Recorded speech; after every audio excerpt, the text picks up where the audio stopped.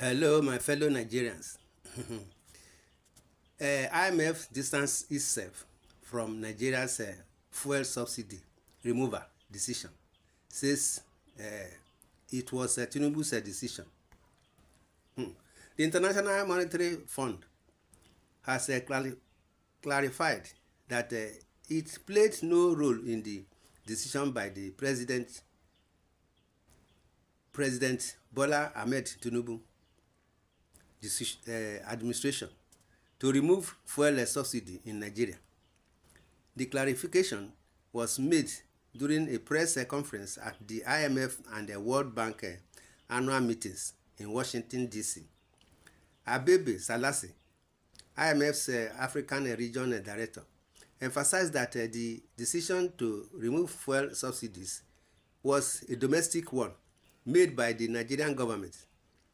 We don't have programs in Nigeria.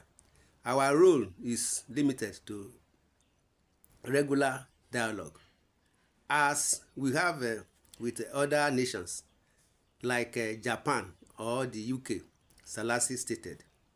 However, Salasi acknowledged that the government's choices regarding subsidy removal reflect its long-term strategy for sustainable economic growth.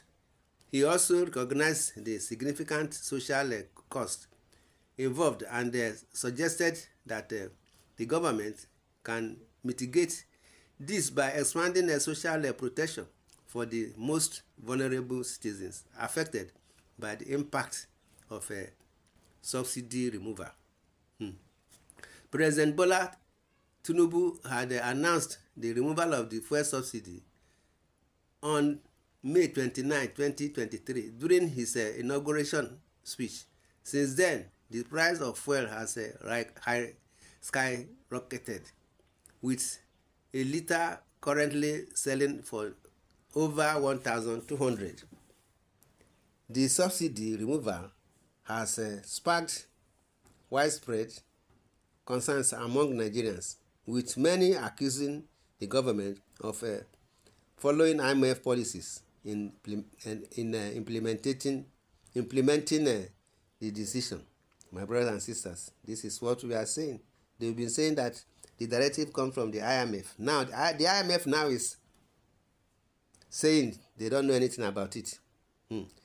Well, reporters say a litre of fuel is 1,000 naira and above. There is nowhere in Nigeria that a litre of fuel is 1,000 naira.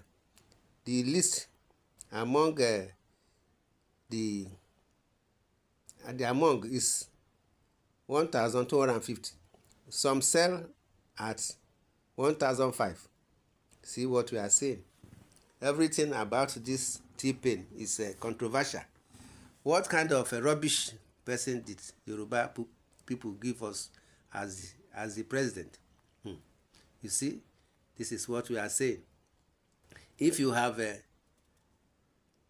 good use of your assets to reduce consumption in Nigeria, this is a great lesson for all of us, that when someone uses you for evil deeds, persons will tell you he doesn't send you, whether it's a IMF or devil Tinubu. Someone is doing great evil to Nigerian citizens. IMF is a cultist and Tinubu is a member. He just using their evil knives to stab us. But I know something, that Tinubu generations will eat the evil he's planting now. No one does this to Nigerians and go free. Tinubu deserves to be cautioned on these evil policies he has been implementing, my brothers and sisters, in a related issue. So, the Nigerian ranks high as a World Bank releases a list of top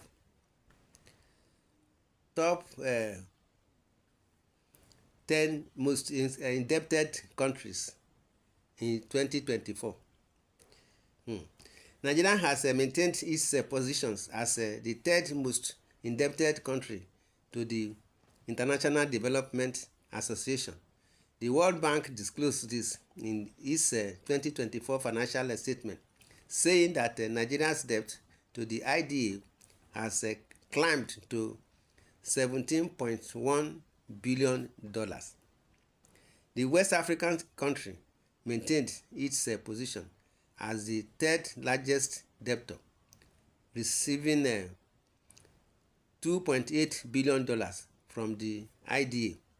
Nigeria has remained the third largest debtor to the World Bank's International Development Association, with its debt climbing to $17.1 billion as of September 30, 2024. The World Bank latest financials of 2024 show that Nigeria's debt to the global lender increased by $600 million in 3 months from $16.5 billion in June 2024. Nigeria recorded at 14.4% increase between the June figure and the $14.3 billion in June 2023. The country received an additional $2.2 billion in loans during the fiscal year from July 2023 to June 2024. Nigeria rose to the top 3 IDA creditors in June 2024 for the first time from the 4th position the year before. The West African country maintained its position as the third largest debtor, receiving $2.8 billion from the IDA during Tinubu'S administration. The creditors to the World Bank, Bangladesh leads the pack with debt exposure of $21 billion and $18.5 billion respectively. India maintained its debt at $15.9 billion, while Ethiopia ranks next with $13.1 billion. Other top creditors to the IDA includes Kenya with a $12.4 billion debt, Tanzania with $12.2 billion debts, and Vietnam with a $12.2 billion debts. Ghana and Uganda remained the least indebted countries with $7 billion and $5 billion respectively. These countries account for 63% of IDA's exposure, showing their heavy independence on concessional loans.